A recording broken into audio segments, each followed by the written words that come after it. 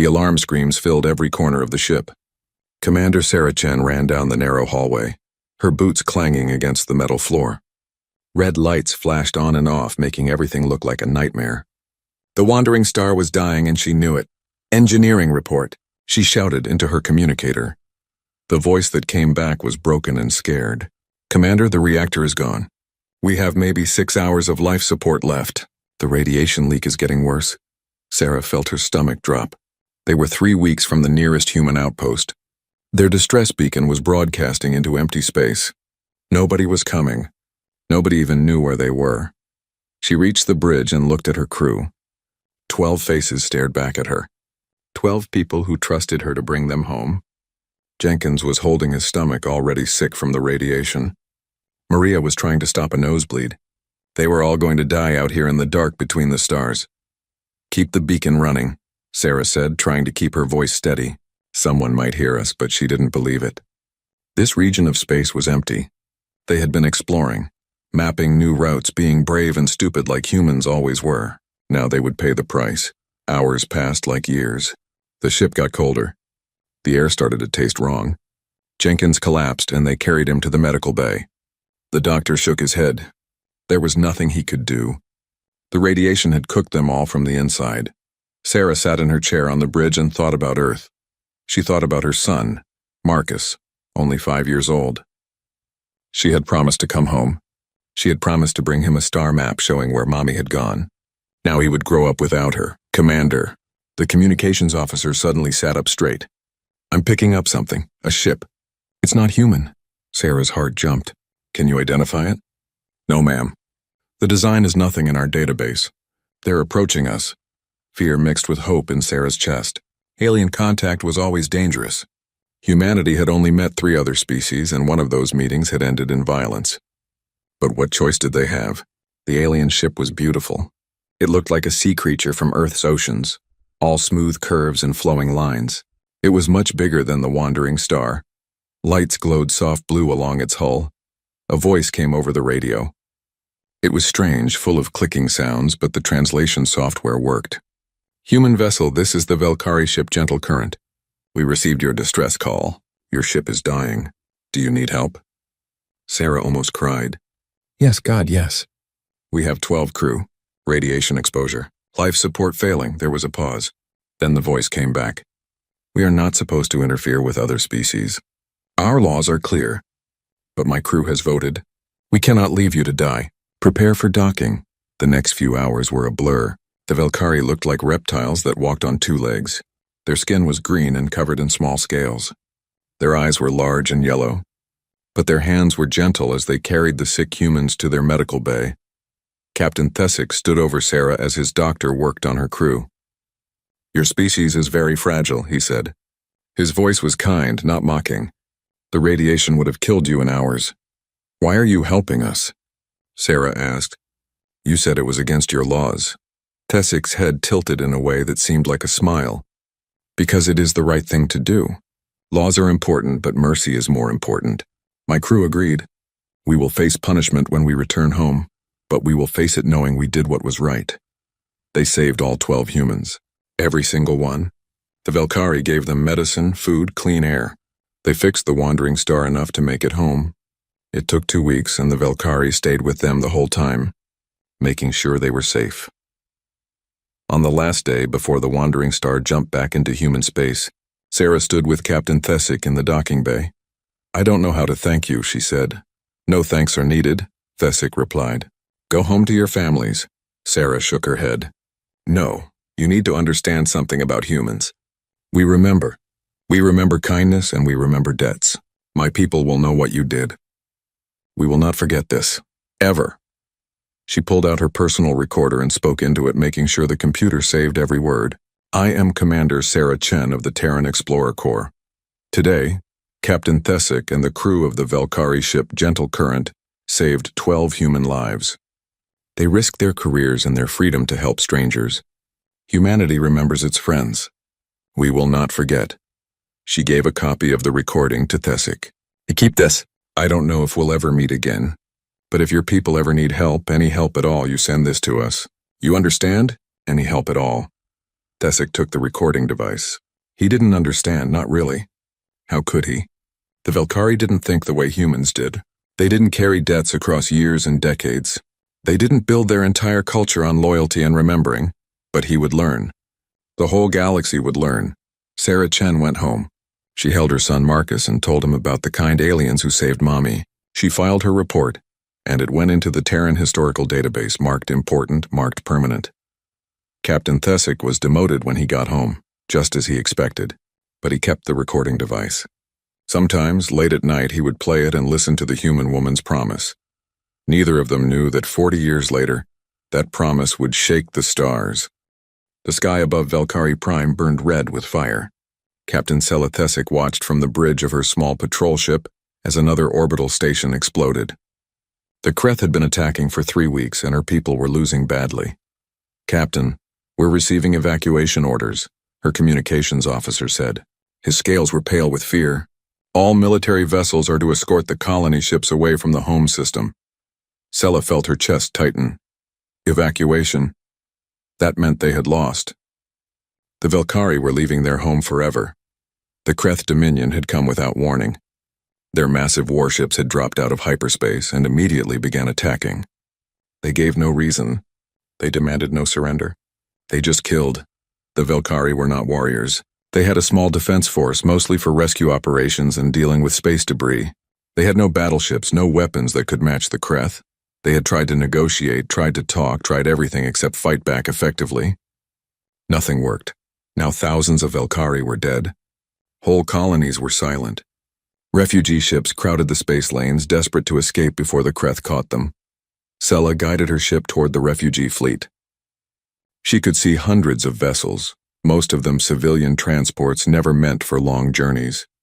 Families were packed inside, carrying whatever they could grab. They were leaving behind homes, possessions, history, everything. "How many got out?" Sela asked quietly. "Maybe half the population," her officer replied. "Maybe less. The outer colonies had no warning. They're gone." Sela closed her eyes. Gone. Millions of people just gone. That night, after her ship docked with the main refugee fleet, Sela visited her grandfather in the medical ship. Elder Thesic was 90 years old, ancient for a Velkari. He lay on his bed, his scales dull with age, but his eyes were still sharp. "Grandfather," Sela said, sitting beside him, "we're abandoning the homeworld tomorrow. The Kreth are too strong." Thesic made a sound that was almost a laugh. "We were always too peaceful, too kind. The galaxy mistakes kindness for weakness. The Council sent requests for help to every species we know," Sela said. "Everyone refused. They don't want to anger the Kreth." Thesic was quiet for a long moment. Then he said, "Did they contact the humans?" Sela blinked. "The humans? Grandfather, that was 40 years ago. They probably don't even remember us. I have something to show you." Thesic reached under his pillow with a shaking hand. He pulled out an old recording device. "The human commander gave me this. She made me a promise." He played the recording. Sela heard the voice, strange and alien, speaking through the translator. "Humanity remembers its friends. We will not forget." "That was a lifetime ago," Sela said gently. "She might not even be alive anymore." "Humans live shorter lives than us," Thesic agreed. "But they also remember longer. It is strange, but I learned this about them. They carry debts across generations. They teach their children to honor the promises their parents made." Sela looked at the old recording device. It was foolish. The humans were far away. They had their own problems. Why would they care about the Velkari? But what other choice was there? "The Council won't authorize it," she said. "They've given up on outside help." Thesic smiled, showing his old teeth. "Then don't ask the Council. You're a ship captain. You have access to long-range communications. Send the message yourself." "I could be arrested for that." "I was demoted for saving humans," Thesic said. "I never regretted it, not once. Sometimes doing the right thing means breaking the rules." Sela sat with that for a while. Then she stood up and kissed her grandfather's forehead. "I'll do it." That night, alone in her ship's communication room, Sela composed a message. She attached the old recording from Sarah Chen. She added the star charts from that rescue 40 years ago. She included footage of the Kreth attacks, the burning colonies, the refugee ships, and she wrote simply, "We once helped you. We remember our friends, do you?" She aimed the transmission toward human space and sent it at maximum power. Then she erased the logs so nobody could prove what she had done. She didn't expect an answer. The humans were weeks away, and the message might not even reach them. Even if it did, why would they care? 12 humans saved 40 years ago. Why would an entire species risk war with the Kreth for that? Sela returned to her duties. She escorted refugee ships. She watched her homeworld grow smaller in the distance. She attended briefings where the council discussed finding a new home, somewhere far from the Kreth. A week passed. Then another. The Kreth pressed their attack. More Velkari died. On the 14th day after she sent the message, Sela was on the bridge when alarm started screaming. "Captain, massive hyperspace signatures," her sensor officer shouted. "Multiple contacts. Dozens of them." "No, hundreds." Sela's blood went cold. The Kreth had found the refugee fleet. This was the end. "Identify those ships," she ordered, her voice shaking. The sensor officer worked frantically. Then he looked up, his face confused. "Captain, those aren't Kreth signatures. The energy pattern is different." "I'm checking the database." "I'm checking." "Captain, those are human ships." Sela stood up slowly. "How many?" "Still counting." "Over 300 vessels. Military ships, cargo haulers, private vessels, everything. They're all broadcasting the same message." "What message?" The officer's voice was full of wonder. "They're saying we remember. The Velkari are under our protection." Sela ran to the observation window. She could see them now, dropping out of hyperspace in perfect formation. Ship after ship after ship, all bearing the markings of Earth. They came. After 40 years across all that distance, they came. Sela felt tears running down her face. She grabbed her communicator. "Get me Elder Thesic." "He needs to know." They remembered, grandfather. The humans remembered. In his medical bed, Thesic heard the news and smiled. He had been right about them. Humans were strange, violent, dangerous creatures. But they were also something else. They were loyal, and the Kreth were about to learn what that meant. Admiral Marcus Chen was drinking coffee in his office when the priority alert came through. He set down his cup and opened the file. What he saw made his blood freeze. The message was in Velkari. The translation appeared beneath it. Attached were star charts, old ones from 40 years ago, and there was a voice recording. His mother's voice. Marcus played it 3 times. Each time he heard his mother promise that humanity would remember, that they would not forget their friends. He pulled up the historical files. The Wandering Star Incident, 12 crew saved by a Velkari vessel. Captain Thesic had risked everything to save humans he didn't know. The new message was clear. The Velkari were dying. An enemy called the Kreth was wiping them out. They needed help and they had nowhere else to turn. Marcus stood up and walked to his window. Below him, Earth turned slowly, blue and green and beautiful. His mother had died 10 years ago. She had lived long enough to see him make admiral. Her last words to him were about duty, about honor, about keeping promises. He pressed his communicator. "Get me the Joint Chiefs. Emergency meeting now." 20 minutes later, Marcus stood in a room full of the most powerful people in the Terran military. He showed them the message. He played his mother's recording. "The Velkari are not our allies," General Thompson said carefully. "We have no treaty with them. No obligation." "They saved 12 of our people," Marcus replied. 40 years ago, Thompson said. "Most of those people are dead now. The universe has moved on." Marcus felt anger rising in his chest. "My mother is dead. But her promise isn't.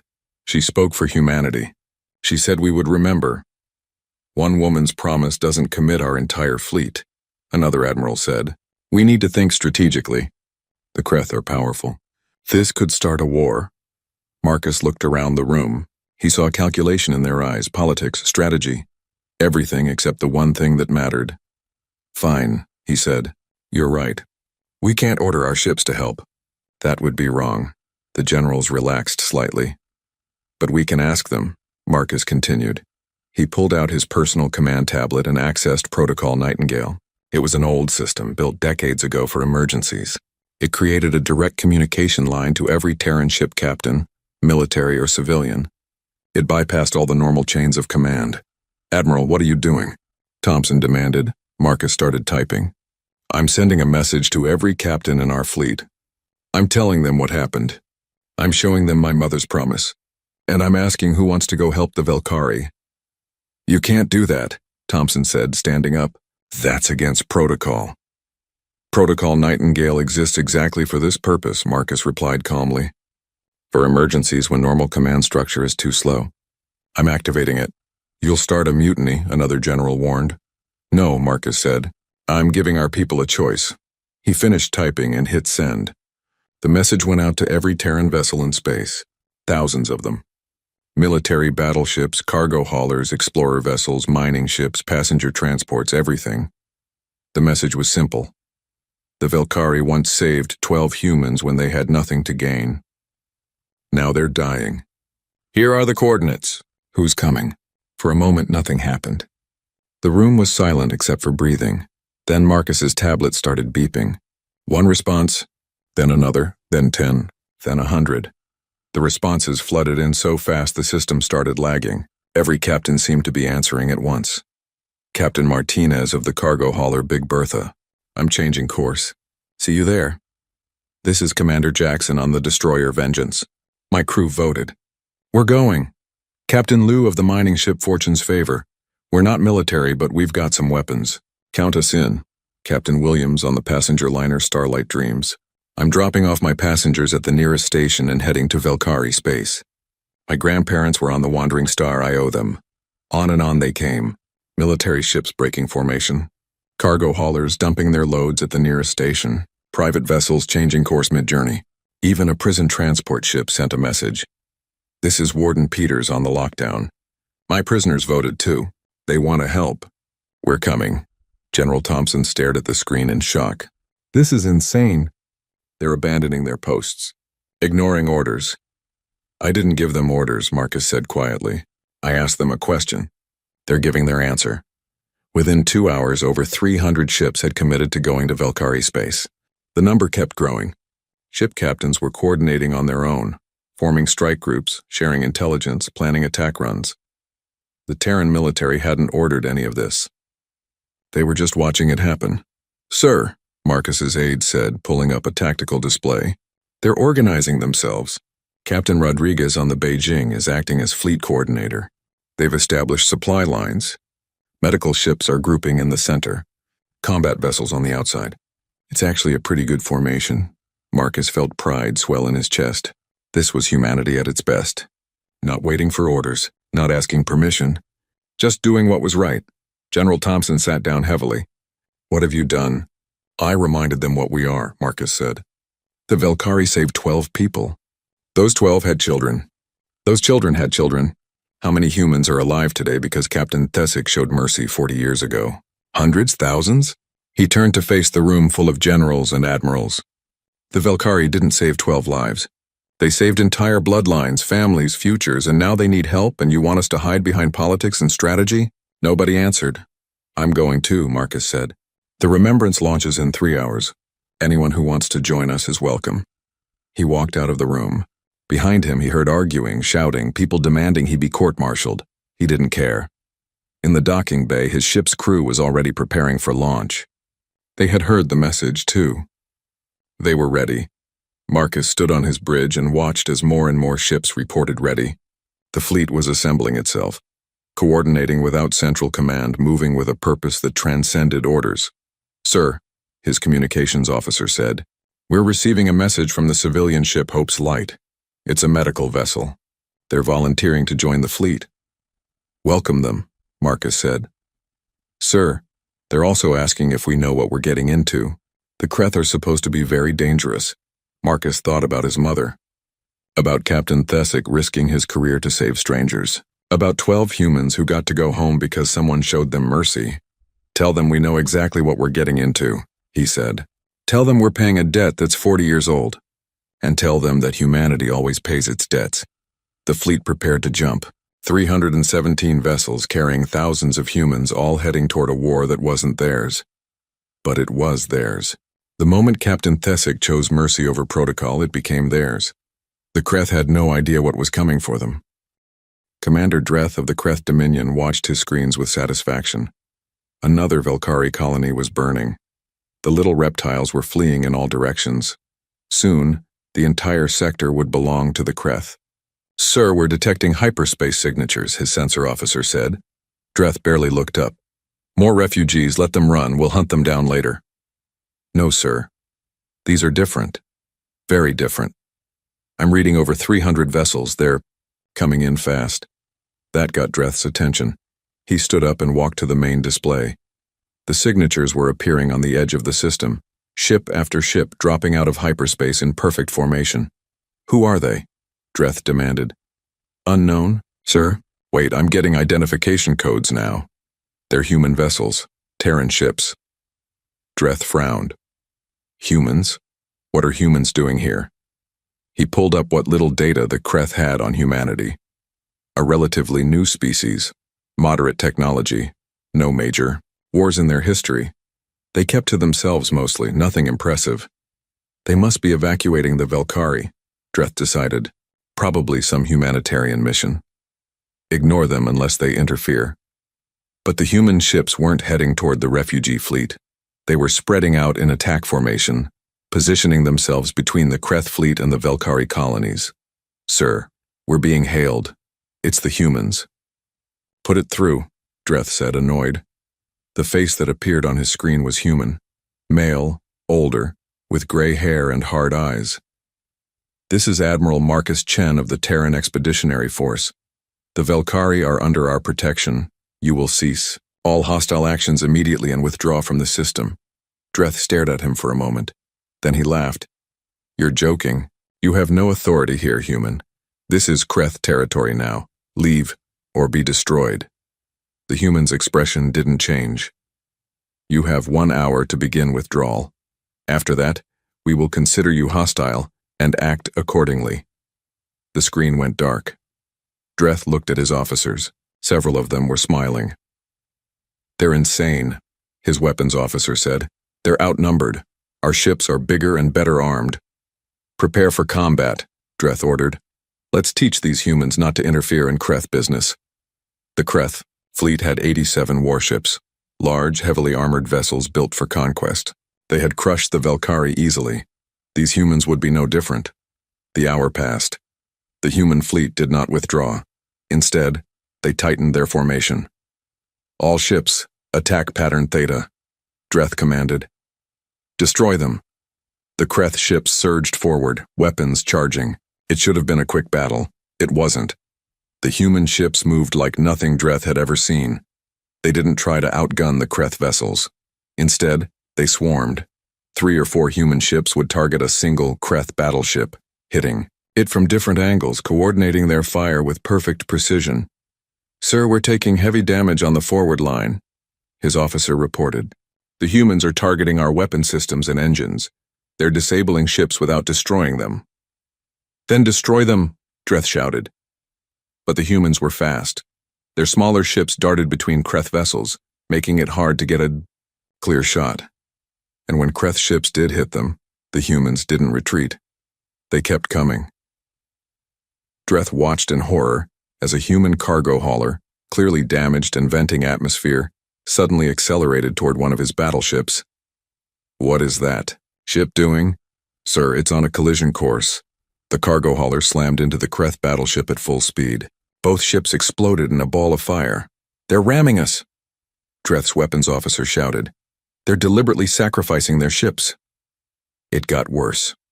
A group of human medical vessels had positioned themselves near a cluster of Velkari colony ships.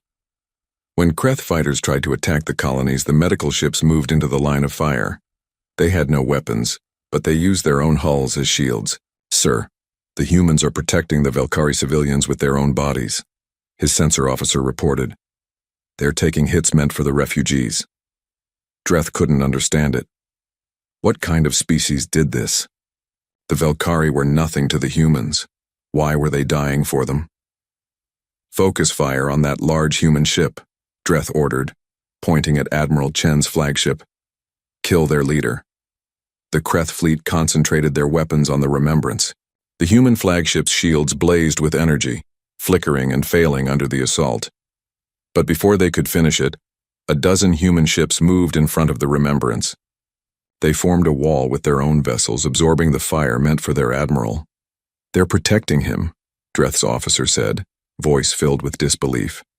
They're letting themselves be destroyed to keep him alive. 3 human ships were blown apart, but the Remembrance survived, and the human counterattack was brutal. Hours passed. The battle turned into chaos. The Kreth had better ships, but the humans had something else. They had coordination that seemed almost telepathic. They had a willingness to sacrifice themselves that Dreth found terrifying, and they had a fury that drove them forward no matter the cost. "Sir, we've lost 32 ships," his officer reported. "Our casualties are severe. The humans are not stopping." Dreth looked at his screens. Human ships were everywhere, pressing the attack with relentless efficiency. Even the civilian vessels were fighting, using whatever weapons they had improvised. Mining ship had attached its industrial laser to a targeting system and was cutting through Kreth armor. A passenger liner was using its mass as a battering ram. Even the prison transport was firing crude missiles made from its cargo containers. Every human ship seemed to know what every other human ship was doing. They moved like a single organism, with 300 bodies.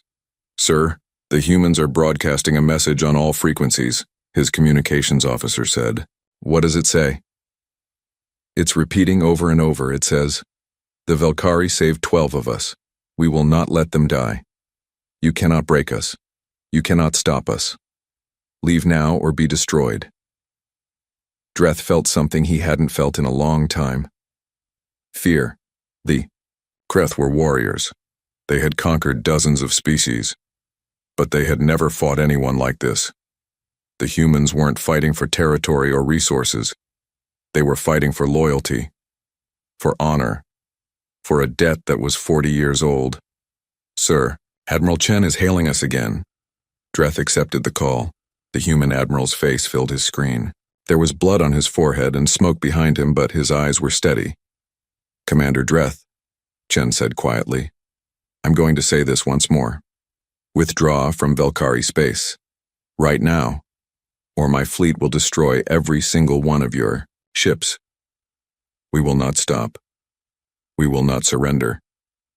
We will die before we let you harm our friends." Dreth looked at his tactical display. He was losing. Against an enemy that should have been easy to defeat. He was losing. "Why?" Dreth asked.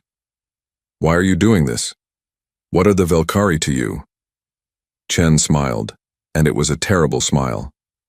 40 years ago, they saved 12 humans. Those 12 people mattered to us.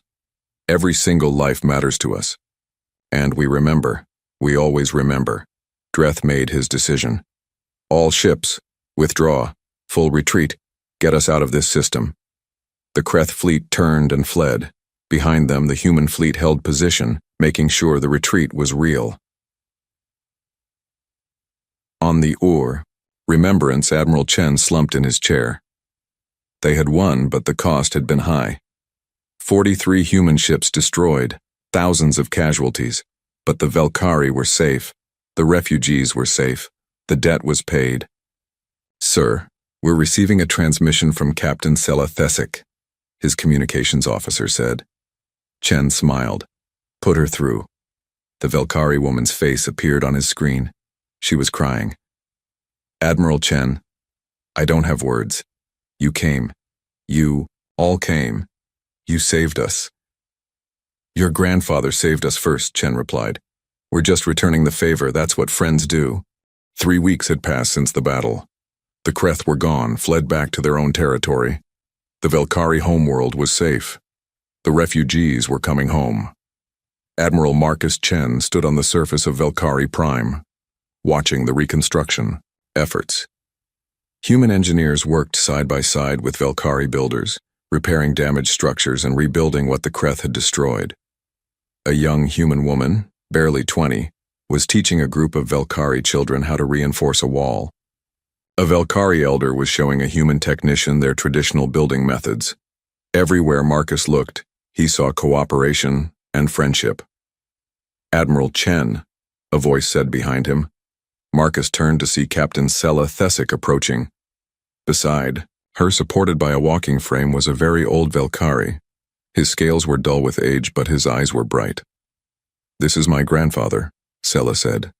"Elder Thesik. He wanted to meet you." Marcus felt his throat tighten. This was the man. The one who had saved his mother and her crew 40 years ago. The one who started everything. Thesic moved forward slowly. He looked up at Marcus with those yellow eyes.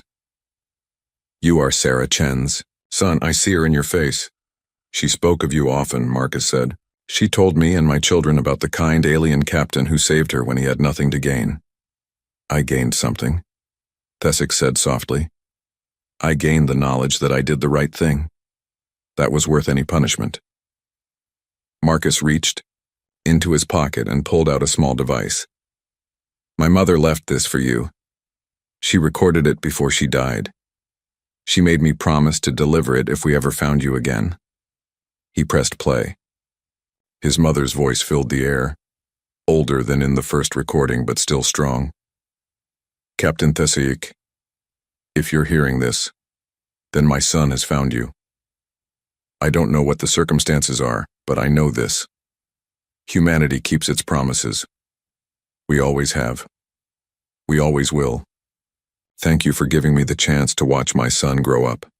Thank you for giving him the chance to exist. You saved 12 lives, but you saved thousands more. All the children we had, all the grandchildren, they're all here because of you. We will never forget that. Never. Thesic's eyes filled with tears. Velkari didn't cry the same way humans did, but the emotion was the same. I had no idea, he whispered. I just wanted to help. That's all it takes, Marcus said. One act of kindness. One moment of choosing to do the right thing even when it's hard. You changed everything. Sela spoke up. Admiral, the Velkari Council wants to hold a formal ceremony. They want to thank your people properly, to establish a permanent alliance between our species. Marcus nodded. My people would like that. The ceremony was held in the central plaza of the Velkari capital. Thousands gathered, both Velkari and human. The entire human fleet had come down to the surface. Even the wounded who could walk attended. The Velkari council leader, an ancient female named Sess, stood at the podium. Today, we honor the humans of Terra. They came across the stars to save us. They asked for nothing in return. They expected no reward.